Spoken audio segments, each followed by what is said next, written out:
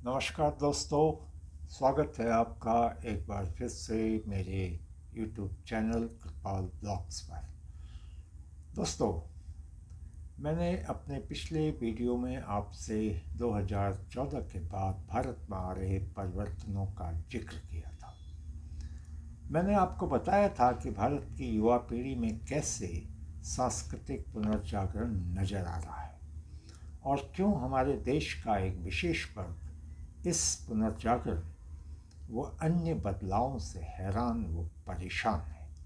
दोस्तों, आज के इस वीडियो में हम इसी हैरान व परेशान हो रहे विशेष वर्ग के बारे में जानने की कोशिश करते हैं और यह भी जानने की कोशिश करते हैं कि कौन है यह विशेष वर्ग और क्यों हैरान वो परेशान है।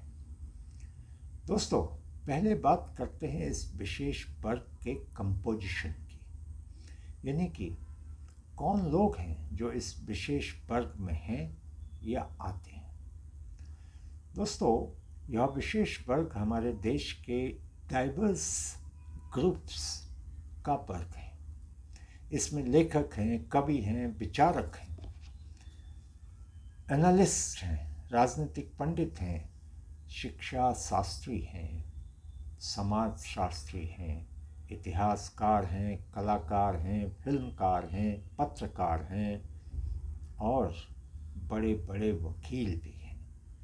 एनजीओज़ हैं और सरकार के retired bureaucrat, diplomat, high courts और सुप्रीम कोर्ट से रिटायर हुए जजेस व अन्य आला अफसर भी हैं। दूसरे शब्दों में कहें तो ये हमारे देश के व समाज के प्रबुद्ध और भद्र पुरुष व महिलाएं हैं जो अपने आप को बुद्धिजीवी कहलाना पसंद करते हैं। इनमें से एक भी देश की आम जनता यानी आप और हम जैसे लोगों में से नहीं होता है। दोस्तों, ऐसा नहीं है कि यह वर्ग हमारे देश में 2014 के बाद ही उत्पन्न हुआ हो या एग्जिस्टेंस में आया हो। यह वर्ग हमेशा था, यानी कि आज़ादी से पहले भी यह वर्ग था। आज़ादी के बाद 1947 के बाद भी यह वर्ग हमारे देश में मौजूद था, मगर यह इतना मुखर कभी नहीं रहा जितना ये 2014 के बाद नज़र आने लगा है। अब आप सोच रहे होंगे कि 2014 के बाद यह मुखर क्यों हुआ, इसका क्या कारण था। दोस्तों, 2014 से पहले की राजनीतिक व्यवस्था वो हमारी शासन व्यवस्था में इस वर्ग को वह सब मिल रहा था जिसकी इसको आवश्यकता थी, दरकार थी या लालसा थी या इच्छा थी, इसलिए यह मुखर नहीं था। 2014 के बाद जैसा कि इस वर्ग का पूर्वानुमान भी था, शक था, वैसा ही हुआ। इस बदली राजनीतिक व्यवस्था ने इनको इररिलेवेंट कर दिया और केंद्र में काबिज हुई मोदी सरकार ने इनको इग्नोर करने का दुस्साहस किया। इससे यह वर्ग आहत होकर मुखर भी हो गया और प्रखर भी हो गया। मैं दोस्तों, केंद्र में मोदी सरकार के 2014 में अप्रत्याशित रूप से काबिज हो जाने के बाद यह वर्ग छटपटाया तो जरूर था, लेकिन इस इंतजार में था कि शायद इनकी जो अहमियत है उसको कोई भी सरकार आज तक कभी इग्नोर नहीं कर सकी, तो शायद मोदी सरकार भी देर सवेर इनकी अहमियत को पहचानेगी और इनसे संपर्क स्थापित करेगी, क्योंकि यह जानते थे कि पिछले 60-70 वर्षों में बिना इनके कोई भी सरकार दिल्ली में अपना शासन नहीं चला पाई, इनकी बगैर। परंतु मोदी सरकार ने वही गलती करी जो वो आज भी कर रही है, यानी कि इन प्रबुद्ध व्यक्तियों को इग्नोर किया, इनको पूछा नहीं, इनको पावर कॉरिडोर से बाहर कर दिया। यही वजह है कि ये लोग कुछ इंतजार के बाद अपने अपने बिलों से बाहर निकल आए और सरकार को अपनी ताकत का एहसास कराने लग गए। दोस्तों, आपको याद होगा वर्ष 2015 मंथ सितंबर, मोदी सरकार को केंद्र की सत्ता में आए हुए अभी सिर्फ 15 महीने ही बीते थे। एक बहुत बड़ा आंदोलन देश के समाचार पत्रों की हेडलाइन व चर्चा का विषय बन गया। आंदोलन था अवार्ड वापसी। देश के तकरीबन 50 लेखकों, कवियों, विचारकों, समीक्षकों इत्यादि ने साहित्य अकेडमी से पास्ट में मिले अवार्ड्स को वापस करने की सनसनीखेज घोषणा कर दी। वजह क्या थी? वजह थी कर्नाटक में M.M. कालबुर्गी, जो एक लेखक थे और साहित्य अकेडमी से जुड़े हुए थे, उनकी 2 अज्ञात लोगों द्वारा हत्या। दूसरा, महाराष्ट्र में गोविंद पंसाले की इसी तरह से की गई एक हत्या। तीसरा, उत्तर प्रदेश के दादरी में एक मुस्लिम युवक की गौमांस घर में रखने के आरोप में मॉब द्वारा मॉब लिंचिंग और उसकी हत्या। इन हत्याओं से यह वर्ग इतना आहत होता है कि केंद्र की सरकार के खिलाफ एक आंदोलन खड़ा कर देता है और आरोप लगाता है कि आज़ादी पर अंकुश लग चुका है और देश में इंटॉलरेंस बढ़ गया है। इन आरोपों को लगाने से पहले इस वर्ग ने यह भी नहीं देखा कि कर्नाटक में जहाँ M.M. कालबुर्गी की हत्या हुई थी, वहाँ तो कांग्रेस की सरकार थी, और उत्तर प्रदेश में जहाँ जिस मुस्लिम युवक की हत्या कर दी गई थी, वहाँ समाजवादी पार्टी की सरकार थी। सिर्फ महाराष्ट्र में ही भाजपा की सरकार नई नई आके बैठी थी। हमारे देश में ये प्रबुद्ध व्यक्ति इतना तो जानते ही होंगे कि law and order state subject होता है। केंद्र सरकार चाह के भी स्टेट्स में इंटरफियर नहीं कर सकती है, परंतु इनको उससे कोई लेना देना नहीं। इनको एक बहाना चाहिए था केंद्र की सरकार के ऊपर अपना आक्रोश दिखाने का, और उसकी वजह मैं आपको पहले बता चुका हूँ, क्योंकि केंद्र की मोदी सरकार ने इनको इग्नोर करने की जो गलती की थी, उसकी सज़ा के तौर पर यह वर्ग अपना गुस्सा निकाल रहा था कि इस अवार्ड वापसी गैंग में 50 लोगों ने अपने अवार्ड्स को वापस करने की घोषणा की। जिस घोषणा की चर्चाएं हमारे देश के अखबारों में, न्यूज़ चैनल्स में और विदेश के अखबारों और चैनल्स में भी होने लगी, क्योंकि यह लोग हमारे देश के प्रबुद्ध लोग थे। मगर मज़ेदार बात यह है दोस्तों कि आज यानी मई 2025 तक इन 50 लोगों में से सिर्फ 13 लोगों ने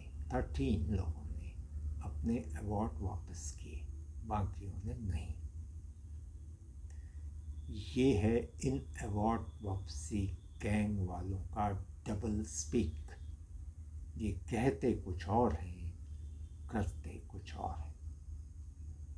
दोस्तों, इन महानुभावों के डबल स्पीक का एक एग्ज़ाम्पल, ऐसे तो बहुत सारे एग्ज़ाम्पल हैं, मगर मैं इस एग्ज़ाम्पल को आप सबके सामने रखता हूँ।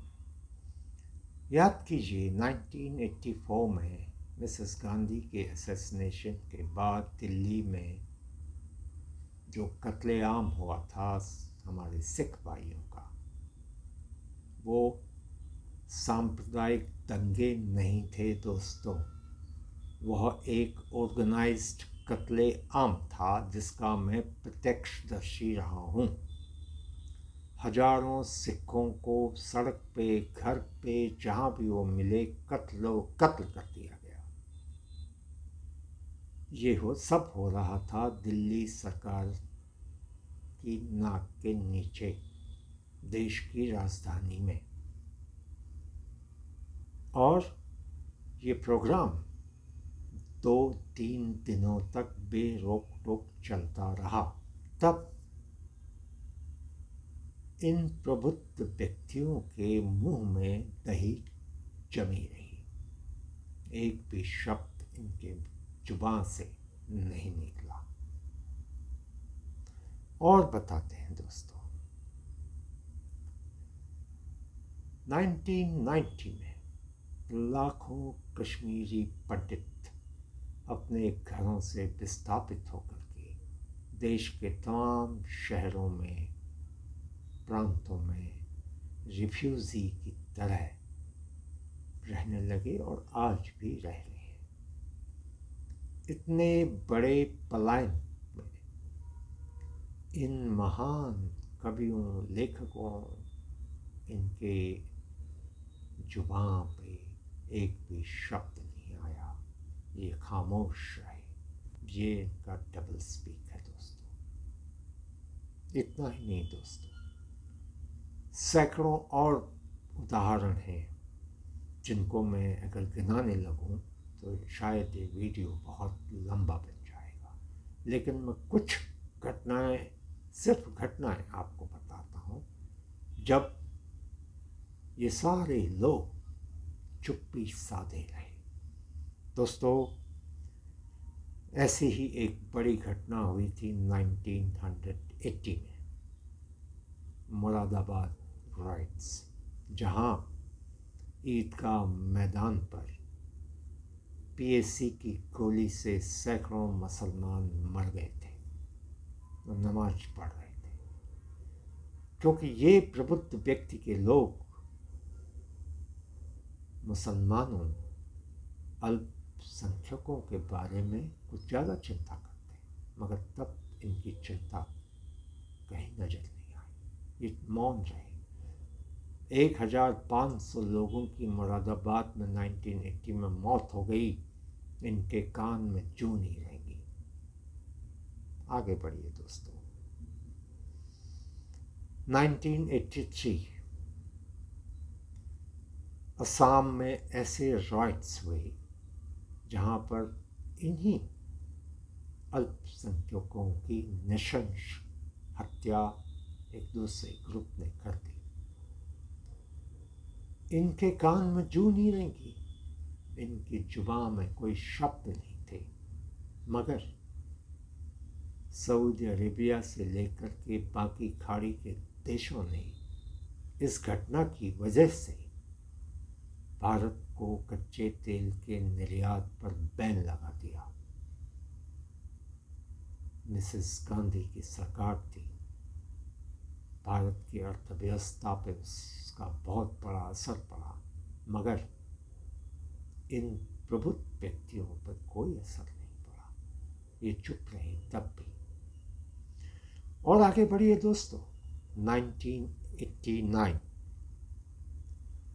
बिहार के भागलपुर में हुए जघन्य सामाजिक दंगे, ये लोग तब भी चुप रहे। इनकी जुबान पे तब भी दही जमी रही। ये कुछ नहीं बोले, मगर दोस्तों ये बहुत मुखर और प्रखर होके बोले। कब? जब 2002 में गुजरात में राइट्स हुए, जिसको ये गुजरात राइट्स बोलते हैं।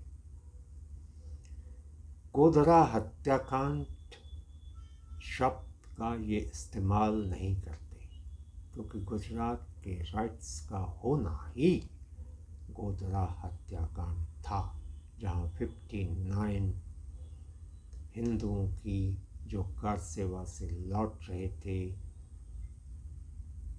साबरमती एक्सप्रेस के डब्बे में जिनको जिंदा जला दिया गया था, उसकी ये बात कभी करते नहीं।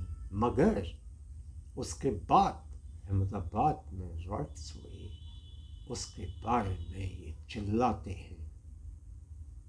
न सिर्फ चिल्लाते हैं, बल्कि इनके जो फ्रंट ऑर्गेनाइजेशन के मीडिया कर्मी हैं, वह कुत्ते बिल्लियों की तरह अहमदाबाद की गलियों में चक्कर लगाते रहे और गुजरात के आसमां में चील कौओं की तरह घूमते रहे और एक एक घटना को 10-10 बार टीवी चैनल और प्रेस में छापते रहे।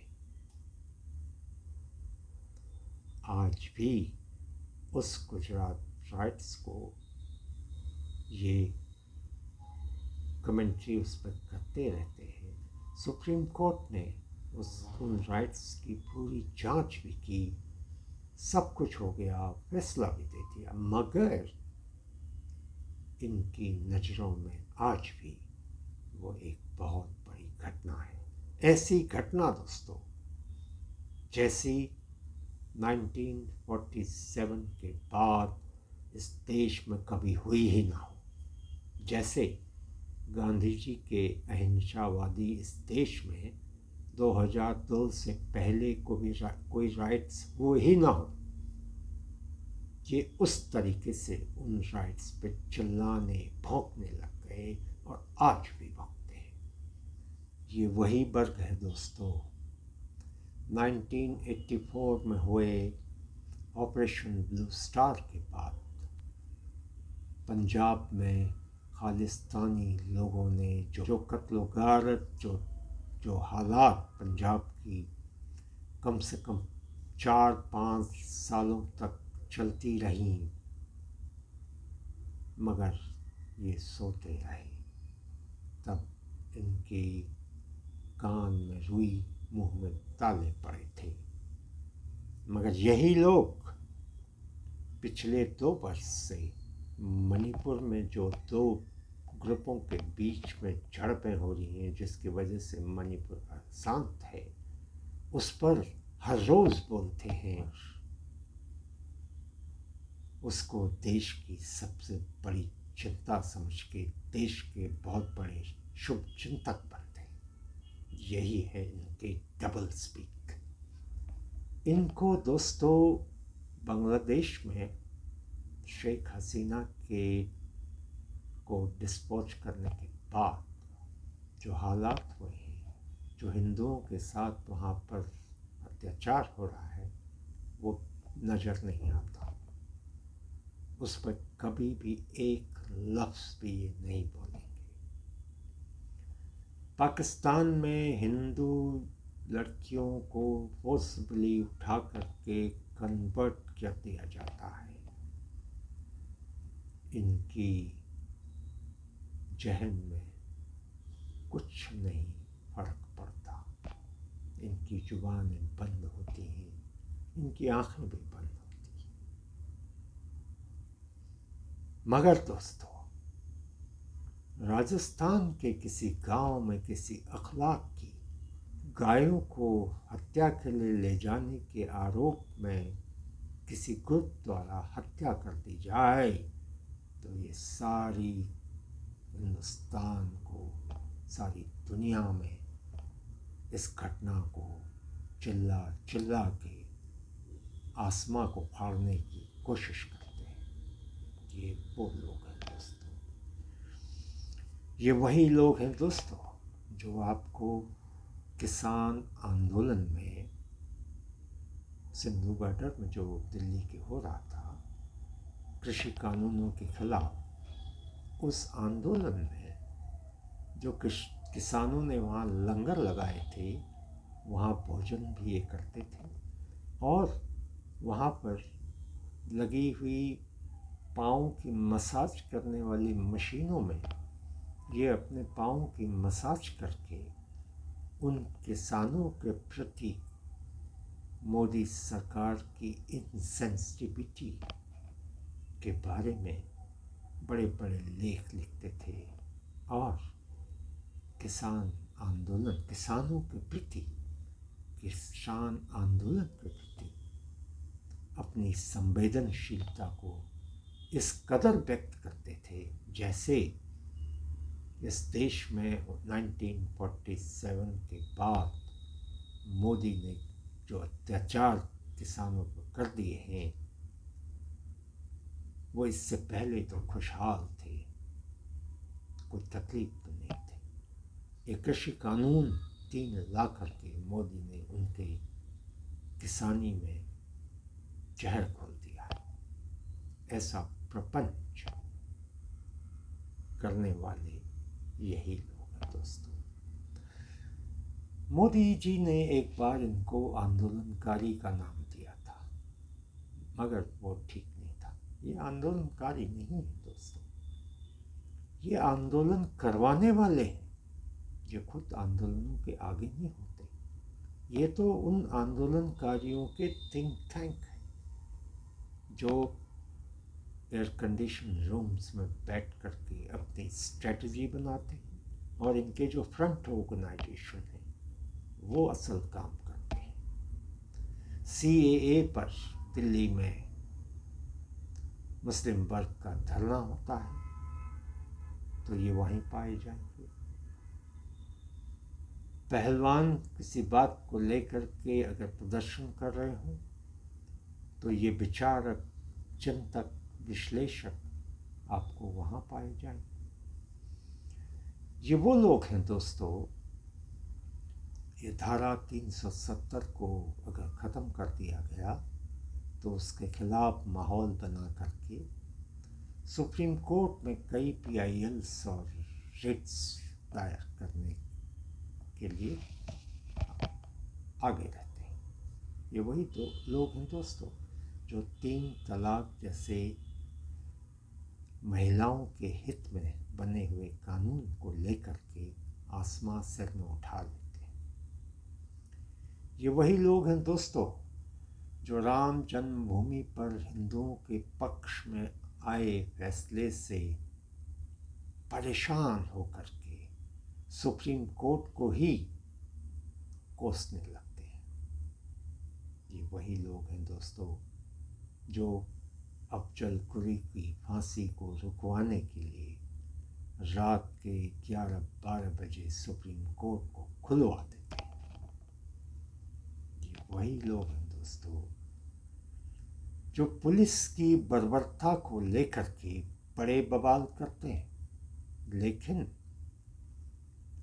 उसी किसान आंदोलन में लाल किले में जब किसानों ने अपनी दरिंदगी का प्रदर्शन किया, जहां उन्होंने निहत्थे पुलिस वालों पे आक्रमण किया, उस पर ये एक लफ्ज़ नहीं बोलते। पुलिस पर होने वाली ज्यादतियाँ जस्टिफाइड होती हैं, लेकिन पुलिस अगर कहीं लॉ एंड ऑर्डर को मेंटेन करने के लिए लाठी भांज दे, उस पे इनके दिल में बड़ा दर्द होता है। ये वही लोग हैं दोस्तों जो मुख्तार अंसारी जैसे गैंगस्टर्स की मौत पे रोते हैं। जो वही लोग हैं दोस्तों जो पार्लियामेंट पे हुए टेररिस्ट अटैक में पकड़े गए लोगों को इनोसेंट बोलते हैं।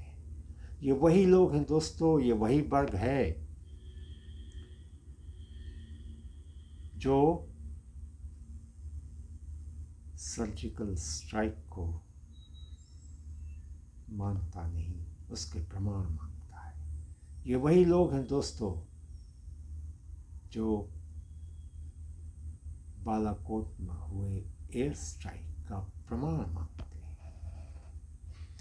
ये वही लोग हैं दोस्तों जो हिंदुस्तान पाकिस्तान की दोस्ती के लिए वाघा बॉर्डर में कैंडल मार्च करते हैं। दोस्तों, ये लोग बातें तो संविधान की करते हैं और संविधान खतरे में है, ये भी इन्हीं का प्रोपेगेंडा। ये बातें संविधान की करते हैं, लेकिन संविधान को अपनी पर्सनल फ़ायदों के लिए इस्तेमाल करने का हर संभव प्रयास करते हैं। दोस्तों, इनका एक ही विधान है, एक ही संविधान है, और वो है माई वे और द हाईवे।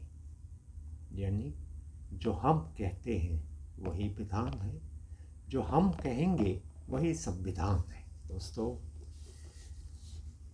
इनकी जड़ें हमारी शासन व्यवस्था, हमारी व्यवस्था में इतनी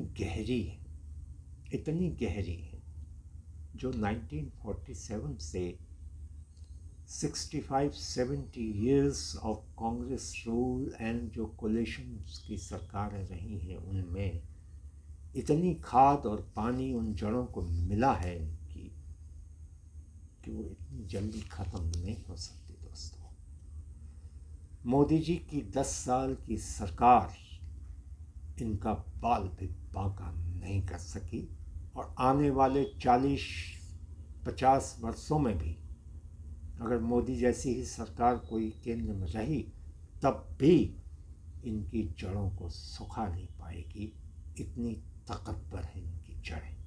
मगर ये लोग एक बात से डरे हुए हैं, एक बात से घबराए हुए हैं, एक बात से हैरान हैं, और उसी बात से परेशान भी हैं। वही है वो बात जो मैंने आपको बताई थी। हमारे युवा वर्ग में जिस तरीके का धार्मिक सामाजिक पुनर्जागरण हो रहा है, सांस्कृतिक पुनर्जागरण हो रहा है, उससे ये घबराए हुए हैं, उससे ये डरे हुए हैं, क्योंकि ये समझ चुके हैं कि अगर इनकी जड़ों को कोई उखाड़ फेंकने की ताकत रखता है तो वो है भारत का यही युवा वर्ग, जो अब पुनर्जागृत हो चुका है, और इसीलिए ये सकपकाए भी हैं। लेकिन दोस्तों,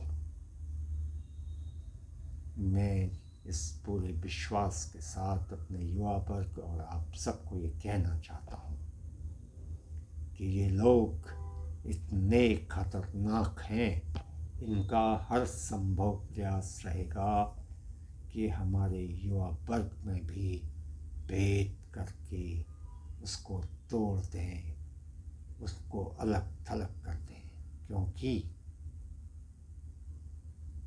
वह इनकी असलियत को जानते हुए इनको नेस्तनाबूद करने की क्षमता रखता है। इसीलिए यह वर्ग हैरान है, परेशान है और घबराया हुआ है। दोस्तों, मेरी युवा वर्ग से इस वीडियो के माध्यम से एक ही गुजारिश है कि दोस्तों,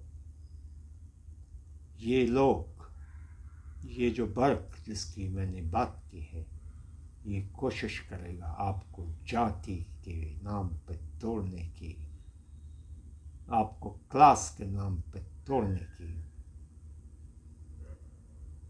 क्योंकि आप में हो रहे सांस्कृतिक पुनर्जागरण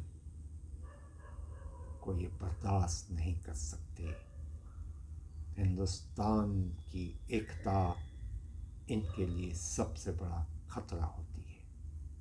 मेरी गुजारिश है कि इनके इस षड्यंत्र से बचिए। मेरे इस वीडियो में बने रहने के लिए आप सबका बहुत बहुत धन्यवाद। आप सबसे मेरी प्रार्थना है कि मेरे वीडियो को युवा वर्ग में ज़रूर शेयर कीजिए। बहुत बहुत धन्यवाद।